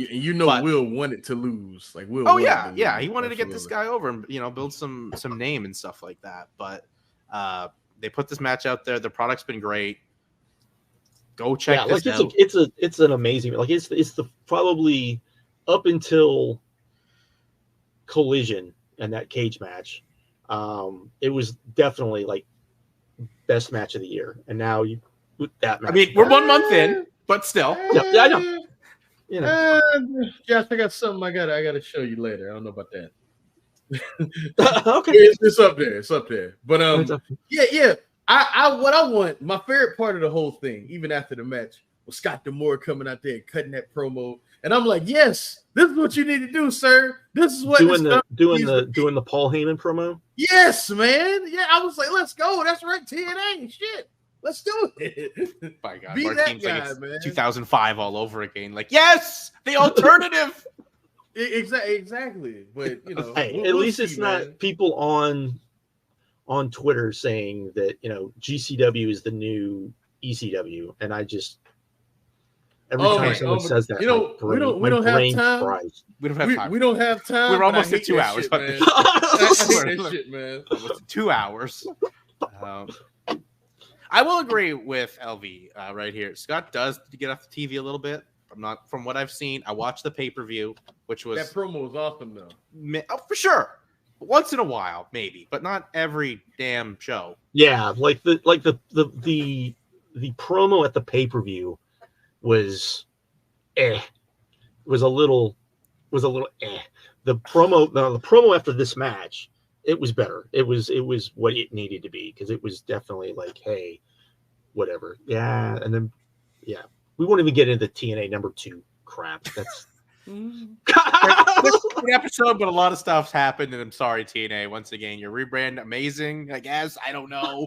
Some people are like, the nostalgia. I'm like, do you know the nostalgia of actually this company was not good? It was actually awful. It was awful, like, except for maybe a year and a half. Like, in its existence. 2005 and up to like 2006, it was sweet. And then 2007 happened, and they should have taken the ball and ran with it, and they're like, no, it'll just be WWE Light. And that's what. And and all of you watching this, you watched our videos in 2007. Y'all knew what exactly we're talking about. What was the Destination X? What was the Destination X that Brandon reviewed after we told him not to? That was 2009, right? Wasn't that 2009? 2009 one. Awful. Either way, it was such an awful pay-per-view. But it's a product. That was the product now that's enjoyable, right? But like. But it has no buzz. But a terrible television network. Right. It has no buzz. They for whatever reason keep pushing Moose, and I'm like, this is not the dude that you need to be pushing. You need to be pushing like Josh Alexander. There's other guys. You have to be different. Like, I know there's this mentality of you can't worry about what the other guys are doing. I agree with that to a point, except that like with AEW, I think that they do have to be like, hey, Roman is their top guy. People are getting kind of top. Maybe we need to not have, like with MJF, it was like, hey, maybe we didn't need to have this type of heel champion. Maybe we needed to have like a strong babyface champion instead, because maybe this would work better and be that. Like, to me, that's how you like pay attention to the other companies and just kind of see what the vibe is on them and try to do something different from them. So do the opposite of what whoever else is doing. Yeah, because you want to be different. Absolutely. But they keep going back to Moose. Someone was like, Josh had the title for like a year. Yeah, but they keep going back to Moose. That's not even better. Okay, that's because they started this whole rebrand. They're like, oh, we have this faction. I'm like, apparently there was like no build on TV. They're just like, oh, they're together now. You know what the best signing was? D'Angelo Williams. That's an excellent signing for TNA. That is a good. For them. That guy had one week of training and had like one of the best celebrity matches ever. When no one was watching TNA in 2017 or Impact or Globe, whatever it was called then. That's an excellent signing by TNA. Give him a good chance. Put him in a big program and go to Charlotte or something like that, where he was a solid running back for the Panthers. That's a great signing. But more of that. Honestly, I think they should push like someone like Speedball Mike Bailey as like the world champ. Because he's different than anyone else, in the like world. He's the closest thing to like an Osprey or or an Omega that you could do as a champion. Because it's like, bro, he's the most over guy on the show all the time. You know what I mean? Yeah. And he's different from like all these guys. Just make him the. And he's like legitimately their He's biggest the best draw, wrestler too. in the company. Yeah, You know he's what I mean? legitimately As their this comment biggest draw. says, from Ace King Trade, Ziggler's getting that belt. So another TNA continues. Another XW guy is going to be their champion. I mean, that's, you know what's funny? It just shows you like how much more like, you know, although I've been critical of New Japan, like I know he's not beating Finlay, and he shouldn't. But with TNA, I can't say that. Like I don't know what they're gonna do. I don't know. Like he might actually win the title. It's kind of crazy. Yeah, man. I just want to say, January officially on the East Coast has been over for 25 minutes. What a month this was for professional wrestling. Last week was like a year's worth of news in 1 week. And this is just the start of 2024. And I thought 2023 was going to be the biggest year in the history of professional wrestling. We have 11 more months of insanity to come. Yeah, I don't even know what's going to happen. We have a WrestleMania, more details of this Vince scandal. Who knows what's going to happen? You have a second All In, you know, that's going to be a huge thing. You're going to have whatever, you know. It looks like the rumor is that Forbidden Door this year might be a really big show, and that they're planning on it being a big show and running it in Texas. I mean, that's been the rumor for a while. Yeah, and but the rumor is that the Forbidden Door will be a lot of companies, not just like yes, one. but it will feature a lot of like lucha people in Texas, and it'll be they just signed that deal with CMLL today. I know, so. and we're getting crazy matches already on Collision. To me, main event of that show, if they do it, since you signed Will Ospreay versus Mystico, that should be the main. Oh, that would be should be the main. That'd be good. It probably won't be main event, but it'd be probably high up. I would assume. Do you? Will Ospreay's main eventing that show in England. Like, see, I don't know because I don't know CMLL that well. I don't know what's the most prized mask in CMLL. Do you do like that? I mean, the most prized mask is Mystico. It's Mystico. Is it Mystico? That character, do like that versus that character's been protected forever. Do you do that versus like Bryan Danielson, hair versus mask? Ooh, I like that. I like that more. That would be cool. Yeah. I like that more. Yeah, something like that. Yeah, because that seems like something Danielson's wanted to do too, right? Like, have a big match, have like a two-way program in like Mexico, and then at that show, like to go to Arena Mexico, and Danielson can continue to hit his bucket list stuff before he retires apparently this year. But that's a big. LV brought up a good point. CMLL is going to do a lot of politicking on that show. That is true. Well, that's true. Of course they are. There's lucha, man. And also, doesn't AEW still have a working agreement with AAA? Technically, yes. No, they technically do. No. They technically do. Hi, but I thought it was TNA. Pissed at them. It was TNA. No, they've got TNA does. I know now because TNA has like a real working or like they legit signed the contract. Like a legit. Where the AEW one is like more of like a handshake deal, I would say, but it's still there. So agreement's now over. They're just doing that.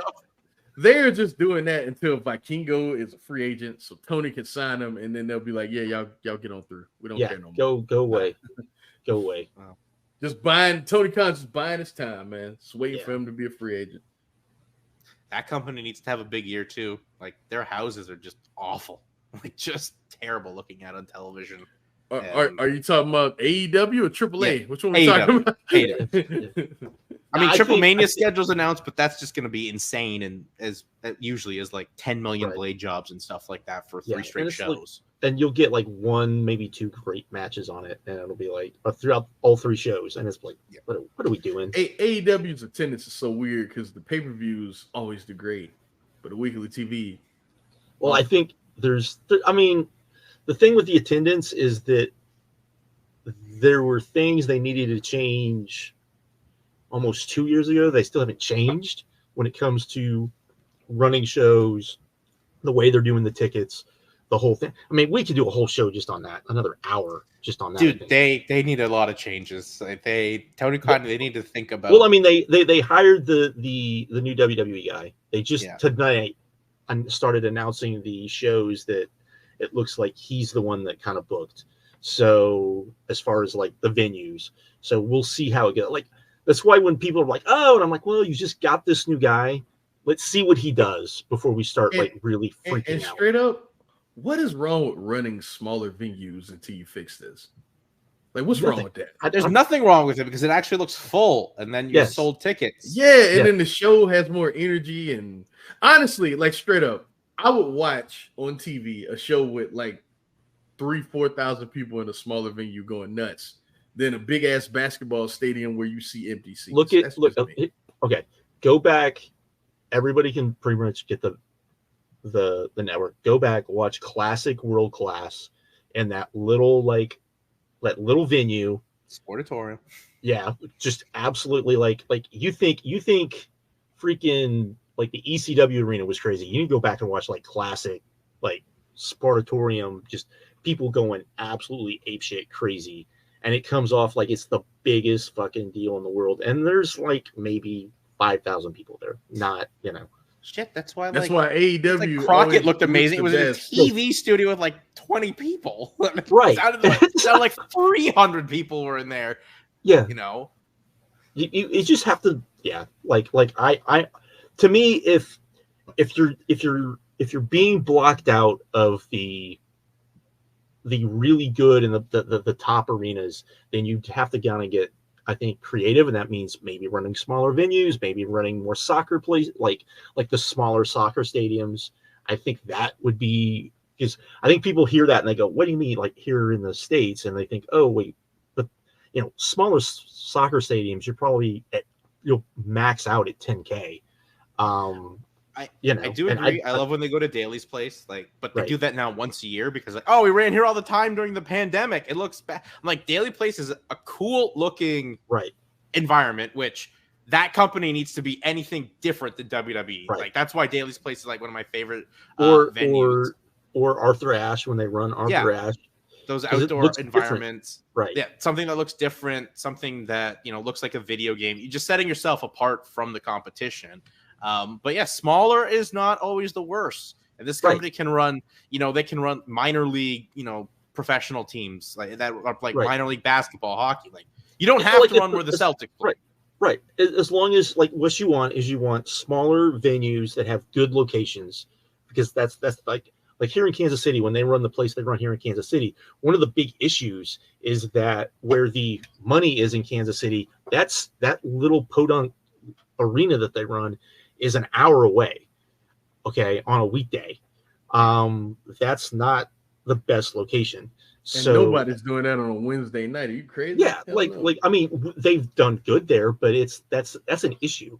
And I know, and I'm sure that just knowing that that's here, you get out even farther west where things are even more spread out, because Kansas City's still pretty centralized, where it's more spread out, and you probably have that.